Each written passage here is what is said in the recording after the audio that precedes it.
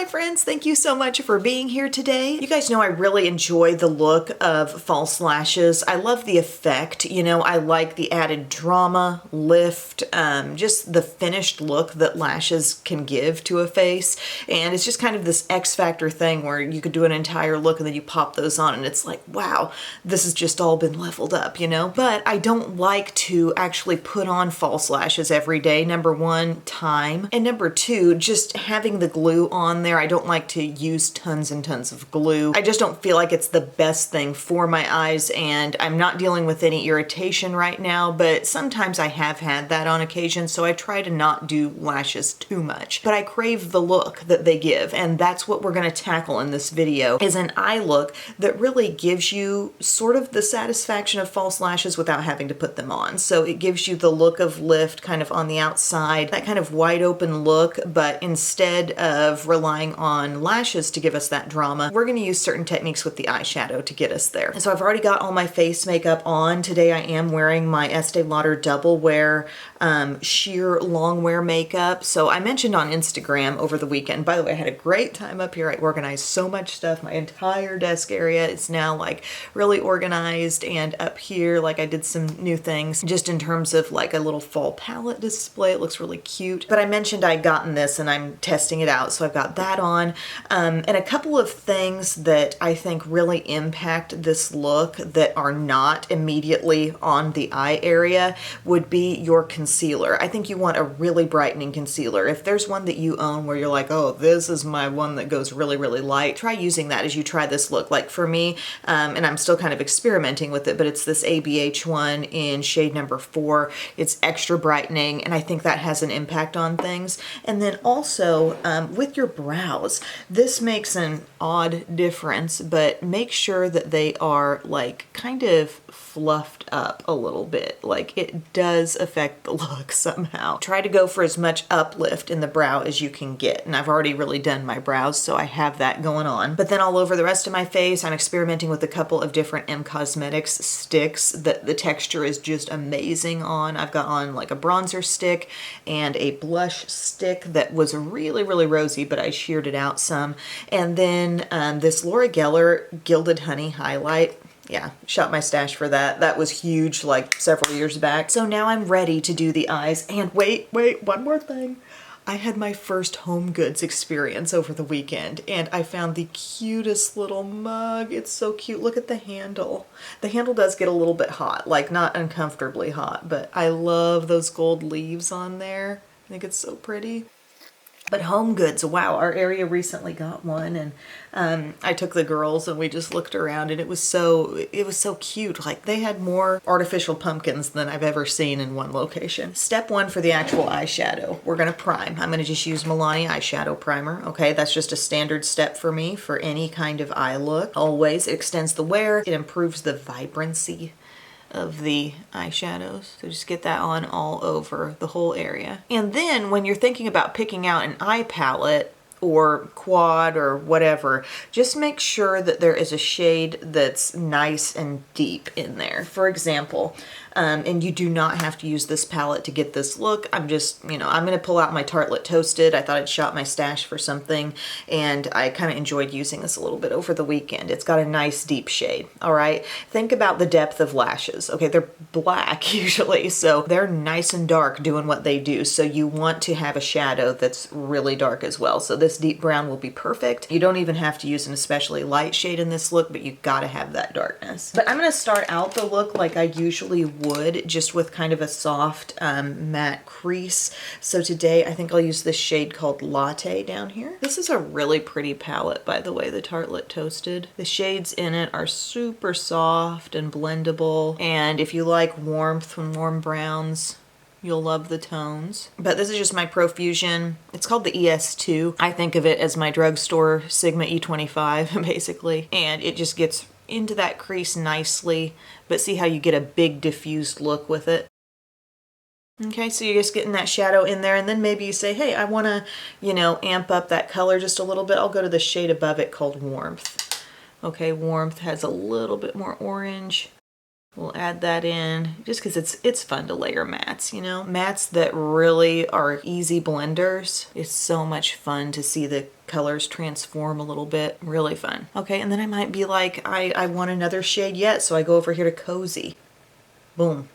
Kind of a deep terracotta. Add in a little bit there too. You don't have to do this much, but you know how I am. Got all that going on. Built up some nice mattes there.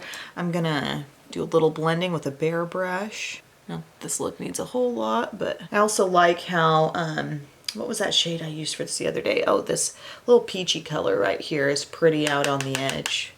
It's called Cashmere. And you can kind of use that right on the edge of anything deeper, and it just whoosh. Look at that. Oh, it's so nice. Okay, now we want to create some darkness on the outside. And with that, I'm going to use my flat brush. And this is probably seeming a lot like my normal way of doing things, but as you'll see in a moment, it's a bit more exaggerated on the darkness and just very on-purpose placement coming up here. But I'm going to take my shade called Fireside. So go to your darkest shade, one of your darkest shades that you have in the palette. This is kind of like a brown, but I swear there's just a little bit of plum in it maybe. And I pat that on the outer part of my lid. We're going to work that up into the outer crease, and we're going to be really careful to think about not dropping that down. Okay, we want the lift. So we're patting it into the crease like that. Don't worry, we'll come in and make this a little more smoothed out. Pat, pat, pat. This is going to be one of the parts of the eye where you want it to be the darkest. Okay, so really think about concentrating that color in there. This is not a place where we really want sheer color. We want it to be pretty opaque and packed on right out here. All right, we got it. If you want, you can take this moment to blend that too. Like just bring in the same blending brush you were using and just go over that a bit. But we're going to be bringing in more darkness and more shape right now. So here's where I think it's so valuable to have a small pointed type of brush. We're not talking a pencil brush. We need something that has a little more mobility than that, a little more movement. And the small pointed brush from Profusion, it's called an ES6. You can get it at Walmart. You can get it on Walmart's website. I always am linking to this in the info box whenever I use it, along with all of the brushes. And this, we're going to create a pretty big outer V here, okay, with the same shade, same dark color. Tap into it. First placing my brush where I want it the darkest. So that would be the crease. All right.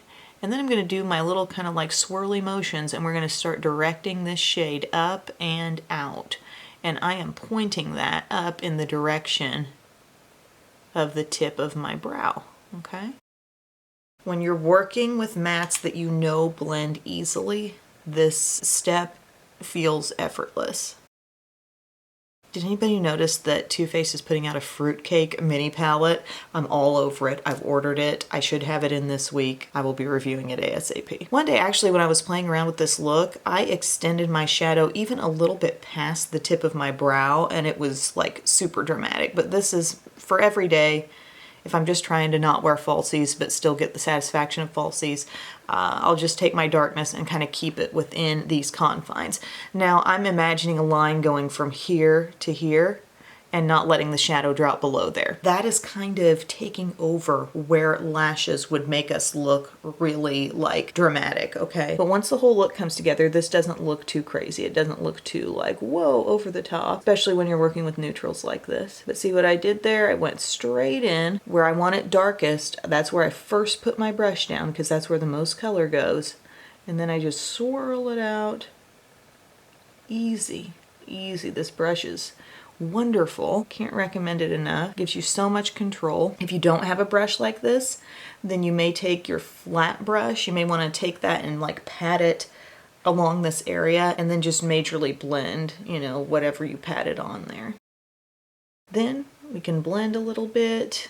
We can make sure all edges are nice and smooth, but a big thing you're not going to want to do is blend down. No blending should happen underneath that, okay? No pulling of the shadow downward that way. Everything stays on top of that sort of faux wing we've created there. And then maybe you pick out like one of these sort of warm mid-tones to just go in and provide a little more heat. Like I might go back into Cozy just gently. And if I felt like I lost any of that pretty warmth, you know, just apply that back right here. It won't undo what you just did, but it'll just add to it. This probably seems like what a lengthy process, you know, but it's really not. It's just like I'm talking you through everything in detail. And then when you just go at it and try it yourself, you'll see it doesn't quite take this long. Finally, do whatever you want on the inner lid. Do you want that to stay darker? Do you want that to be really metallic? Do you want to use a matte? Today, let's see, I think I'm going to use a little bit of this shade called Simmer right here. Flat brush. That's pretty. And I'm going to let that be kind of on the center part. And then maybe we take a little bit of Candle, which is right down here. And that's really pretty around the inner corner too. I'm just taking this right in here.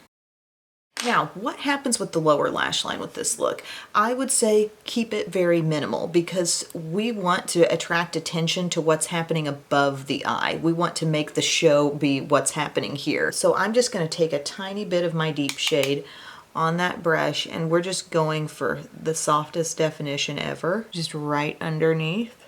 Nothing super thick and dark, like it really looks super subtle. It's just kind of basically matching that shape, that whoop. So you put things on your face where you want the eye to go. So if we want all the focus to be above the eye as though there were lashes there, then we're going to put most of our effort and most of our things that we do in that spot. Okay, really gently blended there. I am going to put a little light liner in the lower inner rim because that's just what I like to do. I think it widens out the eye a bit. And this is my ABH double-ended highlighter pencil. You can see the difference. Put that matte end right in here. I like to use this as opposed to some little liners, skinny liners that they make for this purpose because I feel like it lasts better and the color is just a little more intense. Another step for this look. Winged liner. Wet n Wild Breakup Proof is a great one. This Too Faced Better Than Sex pen. Just whatever you can find. NYX has something called Epic Ink, so there's no shortage of drugstore options for an easy to use black liquid liner pen. But this helps so much. Like, it makes a big difference. More than I'd even like to admit because I think eyeliner can be kind of fussy sometimes. But it really does something here. So we're going to go all across the upper lash line. So if we're thinking about the shape of my eye, now's where we have to think about kind of branching off of the actual shape. We go low, we get to the top of the hill, and then we want to kind of extend it straight out there, okay? See how we came straight off of that with a straight line? Now find corner of the eye and come up to meet it. Fill that in. Key here is to just not have a wing that's going to be droopy, okay? This may be amounted to a bit of a thicker wing than I'd normally like to do here, but that's okay. We're also not going to go below that, okay? So normally I might take shadow and kind of blend under it and do this and that. I really find that the focus stays above the eye really well when you do this, and you're kind of mimicking the look of a thick lash line by having this liner here. The wing can really be as subtle or as strong as you want it to be. You're going to see it today with a stronger look, but I just wanted to create a look where it's like, it doesn't matter how your natural lashes are. They could be the puniest, scrawniest little natural lashes, but if you try this look, you're going to come out seeming like there's more there. This is more like the wing I would normally do, and I got a really big one going there. Sometimes when you explain things, I find myself doing this like as I do some tutorials. I'll be explaining a certain step and then I maybe exaggerate what I'm doing a little bit more just in the name of trying to make you see what I'm doing. You know, like so I make the line a little bigger or stronger and I don't even really mean to. Now's another point where we look at this look and we say, is it dark enough? Do I want to go deeper? If you do, you just use your liner as your boundary, basically. So let's just say I want to go back into Fireside there. If I want to deepen up, or maybe my liner was bigger than my shadow was, you know, like extend it out further. You just kind of, you know, add a little more if you want to. Key is this zone right here needs to look pretty dark, okay? Because we want it to look like there's kind of a nice full lash coming up there. Again, any other shadow you want to add to this look, go for it now, but don't go under your wing. See how everything's nice and bright here? The brow is fluffed up. We're going to apply some mascara now. I've got an open tube of Superhero that I'm working on, so that's what I'm going to use. But like, it doesn't even have to be your best mascara. You've taken care of the legwork now. We've shaped the eye, we put darkness where it needed to be, we did a nice wing. But it's just fun doing a look and not getting to the last part here with the lashes and being like, this is what has to save the eye look now. Like I didn't do that much and now it's all about lashes. No, we kind of optical illusioned this to where it looks like there's more going on there lash-wise than there is. And if you do lower lashes, I would just suggest you don't do more than just a slight tint and like darkening them, but not really making them super thick and spidery, because again, it will just take the eye away from the top part of the eye where we're trying to have all the effect going on. Okay, so if I do a little Thrive liquid lash extensions down there, I'm just keeping it real minimal, just to kind of have the look of a few lashes down there, but nothing really major. Okay, so I'm going to go ahead and finish the other eye and I'll be right back. So here is the finished look. As you can see, you know, take me at a distance, just a quick look at me, and I think you might believe that maybe something bigger is going on above the eye there lash-wise than there is.